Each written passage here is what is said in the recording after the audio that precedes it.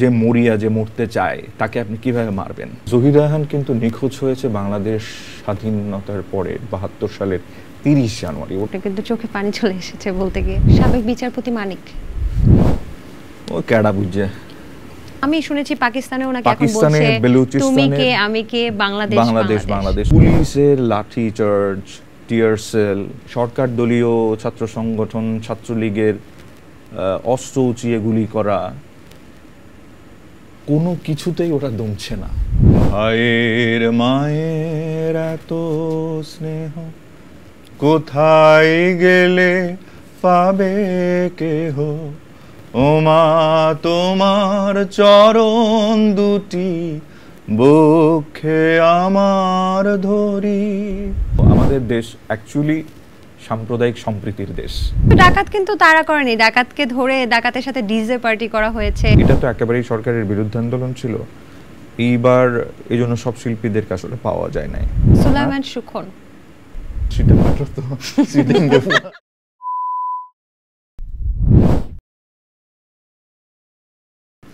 দর্শক, the talk রুমে আজকে উপস্থিত আছেন গুণী অভিনেতা ইমতিয়াজ বর্ষণ। তিনি ছাত্র আন্দোলনের ঠিক শুরু থেকেই সক্রিয় ভূমিকা পালন করেছেন সোশ্যাল মিডিয়াতে এবং রাজপথে। তার কাছ থেকে ছাত্র আন্দোলন নিয়ে তার ভাবনাগুলো জানার চেষ্টা করব।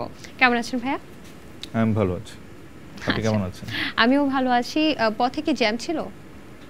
আজকে একটু জ্যাম ছিল। আজকে জ্যাম। আন্দোলন দেখেছেন, ক্ষুদ্র ক্ষুদ্র আন্দোলন?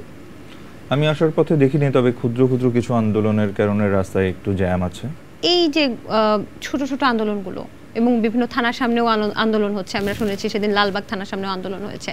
এই ছোট ছোট আন্দোলনগুলো আসলে কেন হচ্ছে? মানে অনেকগুলো তো আমরা জানছি, অনেকগুলো তো জানছিও না। কারা করছে এরা? কিছু আন্দোলন বেশ পজিটিভ, যেমন লালবাগ থানার সামনে যে আন্দোলন হচ্ছিল, যে একটা ছাত্র আন্দোলনে নিহত একজনের পরিবার মামলা করতে চায়, কিন্তু থানার অথরিটি সম্ভবত মামলাটা নিচ্ছিল না, ওই আন্দোলনটা পজিটিভ। কিন্তু এখন একটা সরকার মাত্র ফর্ম হইল, ফর্ম হতে না হতেই আমাদের এই লাগবে, আমাদের ওই লাগবে, এই দাবিগুলো নিয়ে যে আন্দোলনগুলো হচ্ছে, আমার মনে হয় ওনারা আরো কিছুদিন পরে আন্দোলনগুলো করলে ভালো হতো বা ভালো হবে। আচ্ছা আচ্ছা, মানে আমরা কি মানে একটু অধৈর্য হয়ে পড়েছি তাহলে? কিছুটা তো তাই মনে হচ্ছে। আমরা মাত্র একটা গভর্নমেন্ট ফর্ম করলো, আমরা ওদের কাছে আমাদের এক্সপেকটেশন খুব বেশি মনে হচ্ছে। পর্দা থেকে রাজপথে নেমে এলেন আপনি এবং প্রথম থেকেই ছিলেন একদম, আমি যদি ভুল না করে থাকি, কবে থেকে আপনি আসলে এই কোটা আন্দোলনে যুক্ত হলেন? এটা প্রথম দিকে আসলে আমরা কেউই ছিলাম না, এটা আসলে আমরা নোটিস করার মতো পর্যায়ে সেদিনই গেছে যেদিন ঢাকা ইউনিভার্সিটি থেকে রাত 10টার পরে মিছিল বের হয়, আমি কে তুমি কে রাজাকার রাজাকার। ওই মিছিলটা আসলে সবার একটু করে টনক নড়ে আমার মনে হয়। এর আগে পর্যন্ত আসলে কোটা আন্দোলনকে শুধু ছাত্ররা বাদে আর কেউ সিরিয়াসলি নিয়েছে বলে আমি মানে আমরা অ্যাটলিস্ট নেই। তো ওটা আসলে স্টাক করে। আচ্ছা, রাজাকারের মতো এরকম একটা শব্দ, যেটা ট্রেইটার, যেটা বিশ্বাসঘাতক হিসেবে যেটাকে বলা হয়, সেটা কেন নিজের গায়ে টেনে নিচ্ছে ওরা? তো এইটা আসলে আমাকেও যেমন স্টাক করেছে, এটা সবাইকে স্টাক করেছে। আমি কে তুমি কে রাজাকার রাজাকার, এটা কেমন কথা? রাজাকার শব্দটার সাথে তো আমরা এত বেশি পরিচিত এবং এত ঘৃণিত শব্দ হিসেবে জানি, ওটা কেন নিজের গায়ে টেনে নিচ্ছে? ওই দিন ওর পর থেকে আসলে ফলো করতে থাকি আসলে কোটা আন্দোলনকে। আমি ফাইনালি অবজার্ভ করার জন্য যেদিন আমি নামি, সেই দিন 16 তারিখ, ওই দিন আমি চট্টগ্রাম ছিলাম। তো আমি যখন বের হই তখন রাস্তায় হাজার হাজার ছাত্র, শুধু ছাত্র না, অনেক ছাত্রী, এবং ওদেরকে প্রতিহত করার জন্য সরকার দলীয় কিছু ছাত্র একদিকে দাঁড়িয়ে আছে, আরেকদিকে পুলিশ দাঁড়িয়ে আছে, এবং ওই ছাত্ররা অলমোস্ট নিরস্ত্র। কিছু লাঠি সোটা আছে, কিছু পাথর আছে রাস্তায়। এই আমি একটা জিনিস লক্ষ্য করলাম ওদেরকে ওই দিনই, যেটা আমি নোটিস করলাম, পুলিশের লাঠি চার্জ, টিয়ার সেল এবং সরকার দলীয় ছাত্র সংগঠন ছাত্রলীগের অস্ত্র উঁচিয়ে গুলি করা, কোনো কিছুতেই ওরা দমছে না। ওই দিনই আবু সাইদ মারা যায়, ওই দিনই এই জিনিসটা সবাই নোটিস করে। এবং চট্টগ্রামেও আমি যেখানে ছিলাম ওই দিনই ওখানে 2 জন কি 3 জন মারা গেছিল। তো তারপর এটা সবাই নোটিস করে। আবু সাইদের ওই মৃত্যুটা একদম পুরো সারা বাংলাদেশ তোলপাড় লেগে যায়, এইভাবে বুক চিতিয়ে বন্দুকের নলের ডগায় বুক চিতিয়ে জীবনকে এইভাবে উৎসর্গ করাটা।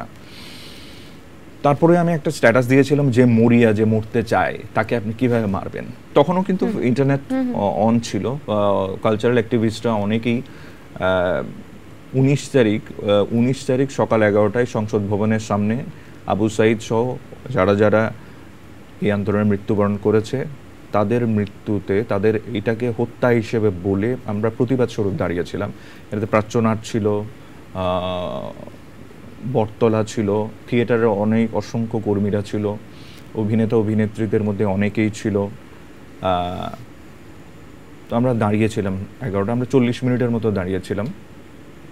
তখন কিন্তু কারফিউ, কোথাও কিছু চলছে না এবং খুব থমথমে অবস্থা, কিন্তু ইন্টারনেট বন্ধ, এই জিনিসটা কোথাও প্রচার হয়নি। কিন্তু তখন আমরা নেমেছিলাম। এরপরে তো ঘটনা প্রত্যেকটা দিন একটা নতুন হিস্ট্রি তৈরি হচ্ছিল। 19 তারিখ একটা হিস্ট্রি, 20 তারিখ একটা হিস্ট্রি, 22, 23, 24 একটা করে হিস্ট্রি যাচ্ছিল। ফাইনালি আমরা যেদিন সব মিউজিশিয়ানরা একটা হলো ধানমন্ডি থেকে শহীদ মিনার, ধানমন্ডিতে খুব বেশিক্ষণের একটা প্রেস কনফারেন্স ছিল না, 20 মিনিটের মতো ছিল। তারপর বৃষ্টি ছিল, সবাই শহীদ মিনারের দিকে যাওয়া শুরু করে। আমি অবাক হলাম যখন ধানমন্ডি থেকে বেরোচ্ছি আমরা, তখন মনে হয় 200 থেকে 250 মানুষ। ধানমন্ডি থেকে পেরিয়ে আনোয়ার খান মেডিকেল পর্যন্ত আসতে ওটা মানে 500 হয়ে গেছে। আনোয়ার খান থেকে যখন আমরা সায়েন্স ল্যাব গেলাম ওটা 1000 ছাড়িয়ে গেছে। সায়েন্স ল্যাব পার হয়ে যখন আমরা নীলক্ষেত পার হচ্ছি তখন 1500 মনে হয় ছাড়িয়ে। যখন আমরা ঢাকা ইউনিভার্সিটিতে ঢুকে গেছি এবং শহীদ মিনারের কাছাকাছি, তখন আর হিসেব করার মতো নাই। যখন শহীদ মিনারের দূর থেকে দেখছি তখন ওখানে কত হাজার মানুষ আমার জানা নেই, লাখ তো ছাড়িয়েছে নিশ্চয়ই। আমি আপনার চোখে সেই দিনের কথাগুলো দেখতে পাচ্ছি এবং আপনার কিন্তু চোখে পানি চলে এসেছে বলতে গিয়ে। এটা আসলে ভেতরে একটা অনুভূতি না, যে এতগুলো মানুষ একত্রিত হয়ে যখন একটা আন্দোলন করে তখন সত্যি সেটা আসলে গণ অভ্যুত্থানে রূপ নেয়। তো এই যে আন্দোলনের কথা বলছিলেন, প্রথম যেদিন 36 জুলাই, যেদিন হচ্ছে বলা যাচ্ছে যে নতুনভাবে স্বাধীন হয়েছে বাংলাদেশ, সেদিন আসলে কি দেখলেন? আপনি তো একদম প্রথম থেকে ছিলেন, তখন আপনার অনুভূতিটা কি ছিল? 36 জুলাই মানে যেই দিন ফাইনালি মানে গণভবনের দিকে যাবে বা ওই দিন গভর্নমেন্ট ফল করবে বা ফল করতে বাধ্য করবে, সকাল 11টার দিকে আমরা বেরিয়েছিলাম। তখন কিন্তু রাস্তায় থমথমে অবস্থা। সকাল 10টার দিকে বেরিয়েছি আমরা 5 জন। আমরা বাড়িধারা ডিউচেস থেকে স্টার্ট করব, তখনই বসুন্ধরার সামনে ফায়ার হয়। ওই দিন সকালে 10টা, 10:30টার দিকে বেশ 7-8 রাউন্ড ফায়ার হয়। আমাদের চোখের সামনে দিয়ে একজনকে নিয়ে গেল ইউনাইটেডে। তখন আমরা বৃষ্টির মধ্যে দাঁড়ায় আসছি যে আমরা কি যাবো কি যাবো না। সামনে আমরা কোনো গুড নিউজ পাচ্ছিলাম না। তা আমাদের সাথে ছিল খিজির ভাই তখনই একটা বাইক নিয়ে আমাদেরকে বলে তোরা থাক, আমি আসতেছি। কারণ ওনার উনি যেহেতু ক্যাডেট কলেজের ব্যাকগ্রাউন্ডেড, ওনার একটা এক্স ক্যাডেট তখন অলরেডি গুলিবিদ্ধ মহাখালীর ওখানে, ওনাকে দেখতে চলে যায়। পরে আমরা কমিউনিকেট করার চেষ্টা করতেছি, তখন ওরা 12টার দিকে মনে হয় ওরা শহীদ মিনারের দিকে স্টার্ট করেছে। তখনও কিন্তু কোনো নিউজ পাচ্ছিলাম না, কোনো স্টেপ ডাউন কোনো নিউজ পাচ্ছিলাম না। তখন কি আন্দাজ করেছিলেন? মানে ওই দিন সকাল থেকেও কি কেউ জানতো না যে আজকে কিছু একটা হবে, হয় এসপার নয় ওসপার? আচ্ছা, তখন টিভি স্ক্রলে আসা, তখনও কিন্তু আর্মির অ্যাটিটিউড কিন্তু আমরা বুঝতে পারছিলাম না, ওরা কি আদৌ হেল্প করছে নাকি করছে না। একবার শোনা যাচ্ছে যে বন্ধুত্ব হচ্ছে, একবার শোনা যাচ্ছে বন্ধুত্ব হচ্ছে না। তো এটা একটু কনফিউজিং ছিল। পরে যখন টিভি স্ক্রলে দেখতে পাচ্ছি, তখন আমরা আবার বাসায় ফেরত যাই, মানে বেরোলে একটু পরে বেরোবো। তখন টিভি স্ক্রলে দেখতে পাচ্ছি যে মানে সেনাপ্রধান 2টা বাজে করবে। তখন আমরা একটু নিশ্চিত হলাম যে না, কিছু একটা বড় কিছু একটা ঘটতে যাচ্ছে। তারপর আমরা আর বেশিক্ষণ ছিলাম না, তারপর বের হয়ে গেছি। এবং সেই সময় তো আমরা যতটুকু দেখেছি বিভিন্ন জায়গায় বিচ্ছিন্নভাবে কিন্তু আনন্দ মিছিল বের হয়ে গেছে। তখন মানুষের মনে অলমোস্ট 50% মানুষ জানা হয়ে গেছে যে মানে স্টেপ ডাউন, এটা একটা পার্ট অফ হিস্ট্রি। এবং ওই দিন সচক্ষে দেখতে পেরেছি, এটা একটা মনে হয় যে আমার সারা জীবনের মেমোরিতে এটা খুব একটা স্পেশাল মোমেন্ট বা স্পেশাল ডে হিসেবে থেকে যাবে। এই যে আপনার শিল্পীরা যে রাজপথে নেমেছেন, অনেকেই নেমেছে, অনেকেই নামেননি, তাদের কথা পরে আসছি, কিন্তু যারা নেমেছে এইরকম ছাত্র জনতার সাথে শিল্পীরাও রাজপথে নেমে গেছে, এরকম শেষ কবে দেখেছিলেন আপনার কি মনে পড়ে, বা এরকম কি আর দেখেছিলেন? শাহবাগ আন্দোলনের সময়, যখন 13-তে শাহবাগে আন্দোলন হচ্ছিল তখন দেখেছিলাম। যদিও ওই আন্দোলনটা ছিল তখন যুদ্ধাপরাধীদের ফাঁসির দাবিতে আন্দোলন ছিল, তখন এক ধরনের সরকারের পক্ষ থেকে সহযোগিতাই ছিল, সো ওটাতে তেমন কোনো প্রবলেম হয়নি ও আন্দোলনে। কিন্তু এটা তো একেবারেই সরকারের বিরুদ্ধে আন্দোলন ছিল, এইবার এই জন্য সব শিল্পীদেরকে আসলে পাওয়া যায় নাই। আচ্ছা, একজন অভিনয় শিল্পী হিসেবে আপনার কি কখনো ফিল হয়েছে যে অনেকেই বলছে যে এতদিন তো আমরা মত প্রকাশের স্বাধীনতা বা এই বাক স্বাধীনতা এগুলো আমাদের ছিল না, যে কারণে এখন আমি আপনাকে অনেক প্রশ্ন করতে পারছি যেটা হয়তো বা কয়েকদিন আগেও করতে পারতাম না। তো সেক্ষেত্রে শিল্পীদের ক্ষেত্রে, একজন অভিনয় শিল্পীদের ক্ষেত্রেও কি এরকম ছিল যে আমার কোনো একটা অদৃশ্য প্রতিবন্ধকতা আমার মুখ বন্ধ করে রেখেছে, চোখ বন্ধ করেছে, আমি সব দেখেও কিন্তু আমি না দেখার ভান করছি, এরকম কোনো প্রতিবন্ধকতা কি আপনারা ফিল করেছেন?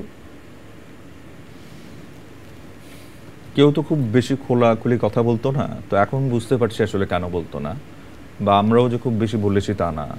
আপনাকে সেন্সর দিয়ে যখন আটকে দেয়া হয়, আপনি কথা বললেই যখন আপনাকে সরকারি গোয়েন্দা সংস্থা তুলে নিয়ে চলে যায়, আপনি খুব বেশি কথা বললেই যখন আপনি নাই হয়ে যান, অথবা আপনাকে অ্যাসাইলাম নিয়ে বিদেশে চলে যেতে হয়, অথবা আপনার কোনো হদিশ পাওয়া যায় না, এই ধরনের নানান খবর তো আসলে ছড়িয়েছে, তার মধ্যে অনেকগুলো সত্যি এখন তো প্রমাণ পাওয়া যাচ্ছে।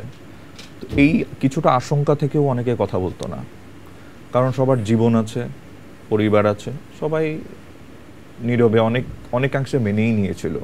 জেন জি যেটাকে বলছে, যে জেনারেশনটাকে বলছি আমরা, তাদের দ্বারা কি একটা ভালো নেতৃত্ব আশা করা যায় সামনে, বা ভালো কিছু আশা করা যায়?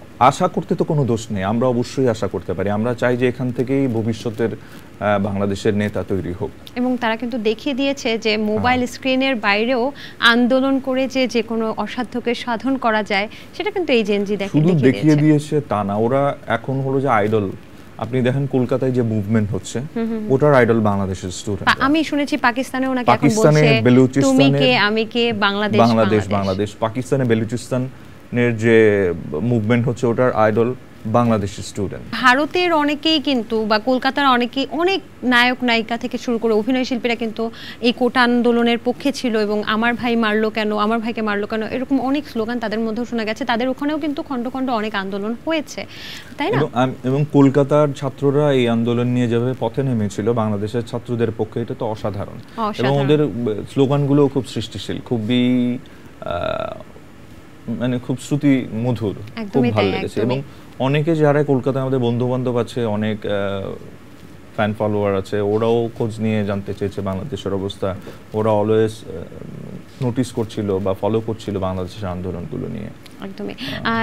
কিন্তু এখানে সম্প্রতি আমরা দেখতে পাচ্ছি যে ভারতীয় একটা গণমাধ্যমে রোকেয়া প্রাচী, আমাদের অভিনয় শিল্পী এবং রাজনীতিবিদ, তিনি সেখানে সাক্ষাৎকার দিয়েছেন। বাংলাদেশ, সেই সাক্ষাৎকারে আমি যতটুকু দেখেছি যে বাংলাদেশের কোনো পলাতক স্থান বা গোপন স্থান থেকে তিনি আসলে সেই সাক্ষাৎকারটা দিয়েছেন, এবং তিনি অনেক কান্নাকাটি করেছেন সেখানে, এবং জানিয়েছেন যে তিনি নিজেও আসলে ইনসিকিউর ফিল করছেন, এবং বাংলাদেশে অনেক হিন্দুদেরকে মারা হচ্ছে বা অনেক কিছু পোড়ানো হচ্ছে। বঙ্গবন্ধু, জাতির জনক বঙ্গবন্ধুর যে বাড়ি, 32 নম্বর বাড়ি পুড়িয়ে দেওয়া হয়েছে।